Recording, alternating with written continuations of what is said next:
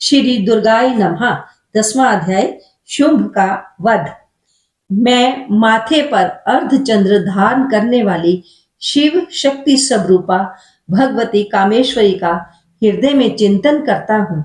वे तपाए हुए सोने के समान सुंदर हैं। सूर्य, चंद्रमा और अग्नि जे ही उनके नेत्र हैं और वे अपने मनोहर हाथों में धनुष, बाण, पाश और शूल धारण किए हुए हैं।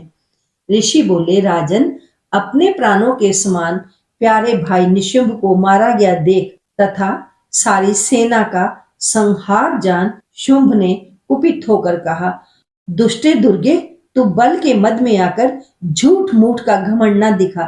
तू बड़ी अभिमानिनी बनी हुई है, किंतु दूसरी स्त्रियों का सहारा लेकर लड़ती है। देवी बोली, ओ दुष्ट, मैं अकेली ही हूँ। इस संसार में मेरे सिवा दूसरी कौन है? देख, जे मेरी ही विभूतियां हैं, इसलिए मुझ में ही प्रवेश कर रही हैं। तत्पश्चात ब्रह्मानी आदि समस्त देवियां अंबिका देवी के शरीर में समा गई। उस समय केवल अंबिका देवी ही शेष रह गई। देवी बोली, मैं अपनी विभूति से अनेक रूपों में यहाँ उपस्थित हुई थी। उन सब रूपों को मैंने समेट लिया। अब अकेली ही युद्ध में खड़ी हूं, तुम भी स्थिर हो जाओ। ऋषि बोले, तदनंतर देवी और शुंभ दोनों में सब देवताओं तथा दानवों के देखते देखते भयंकर संग्राम छिड़ गया।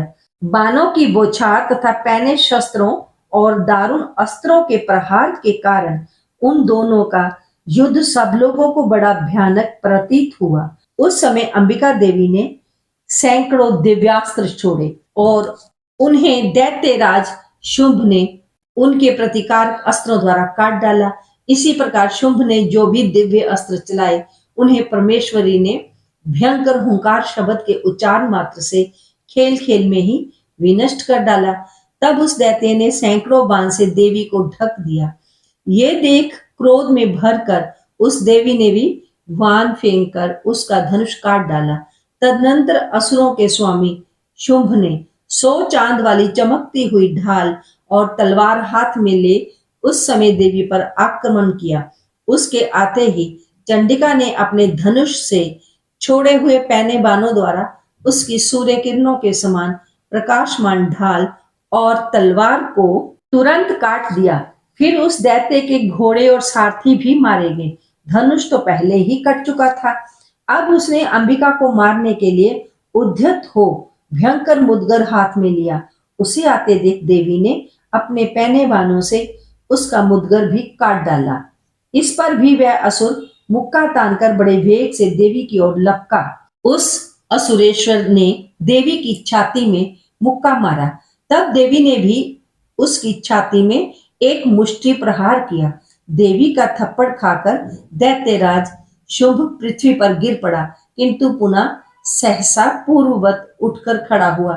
फिर उछला और देवी को ऊपर ले जाकर आकाश में खड़ा हो गया।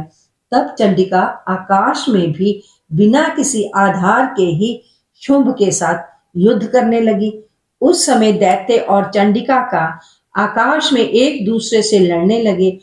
उनका वह युद्ध सिद्धों और मुनियों को आश्चर्य में डालने वाला हुआ।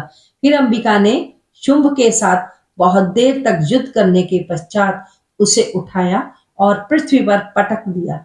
पटके जाने पर पृथ्वी पर आने के बाद वह दुरात्मा असुर पुनः चंडिका को मारने के लिए उनकी ओर बड़े वेग से दौड़ा। तब समस्त दैत्यों के राजा शुंभ को अपनी ओर आता देख देवी ने शूल से उसकी छाती छेद कर उसे पृथ्वी पर गिरा दिया। देवी के शूल की धार से घायल होने पर उसके प्राण पंखेरु उड़ गए और वह समुद्रों, द्वीपों तथा पर्वतों सहित पृथ्वी को कंपाता हुआ भूमि पर गिर पड़ा। उस दुरात्मा के मारे जाने पर सारा जगत प्रसन्न हो गया। आकाश स्वच्छ दिखाई देने लगा। पहले जो उत्पात सूचक मेघ और उल्कापात होते थे, वे सब शांत हो गए तथा उस दैत्य के मारे जाने पर नदियां भी ठीक मार्ग से बहने लगी। उस समय शुंभ की मृत्यु के बाद संपूर्ण देवताओं का हृदय आह्लाद से भर गया और गंधर्व गण मीठे मीठे गीत गाने लगे।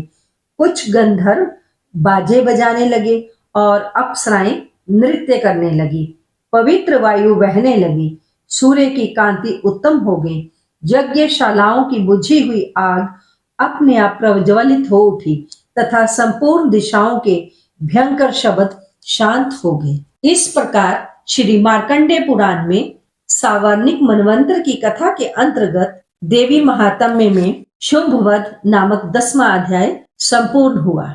ओम जयंती मंगला काली भद्रकाली कपालिनी दुर्गा क्षमा शिवा धात्री स्वाहा स्वधा नमोस्तुते।